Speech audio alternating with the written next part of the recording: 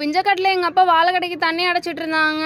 சரி போய் சாப்பாடை கொடுத்துட்டு வந்துடலான்னு சொல்லிட்டு சாப்பாடெலாம் எடுத்துக்கிட்டு போயிட்டு எங்கள் அப்பாட்ட கொடுத்தாச்சுங்க.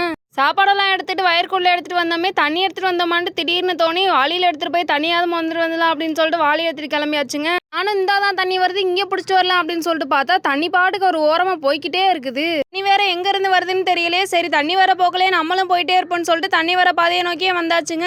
வயலோட கடைசி பக்கத்தில் ஒரு ஓரமாக தண்ணி பாய்ச்சிட்டு இருந்துச்சுங்க. சரி அங்கே வந்து பிடிச்சி போயிடலான்னு சொல்லிட்டு வாளியை நல்லபடியாக தேய்ச்சி கழுவிட்டு அதுக்கப்புறமா தண்ணியை அழுங்காமல் குலுங்காமல் வந்து பிடிச்சாச்சுங்க. இப்போ வந்துட்டு இருக்க தண்ணி ஒரு 1/2 கிலோமீட்டர் டிராவல் பண்ணி நம்ம வயலேருந்து பிஞ்சக்காட்டுக்கு வருதுங்க. தண்ணியை பிடிச்சிட்டு இப்படியே நடைய கடையில தாங்க தெரியுது என்னடா பிஞ்சக்காடு திடீர்னு வித்தியாசமா இருக்கே அப்படின்னு சொல்லிட்டு இதெல்லாம் பார்த்தா நெல்லிக்காயெல்லாம் செதறி கீழே விழுந்து கிடக்கு. நெல்லிக்காய் வாதை எல்லாமே அப்படியே பட்டு போய் கிடக்குது. என்னால ஓவரா அடிக்குது மரமும் சாயிற மாதிரி இருக்குன்னு சொல்லிட்டு வாதை எல்லாத்தையுமே அப்படியே ராட்டி விட்டுருப்பாங்க போலங்க. அப்படியே கிடக்கட்டும் அப்படின்னு சொல்லிட்டு எங்க அப்பா சாப்பிட்டுட்டு கீழே தண்ணியை கொண்டு வந்து வச்சுட்டு வீட்டை பக்கமா கிளம்பலான்னு சொல்லிட்டு புல்லட்டே எடுத்துக்கிட்டு வீட்டை பக்கமா வந்தாச்சுங்க.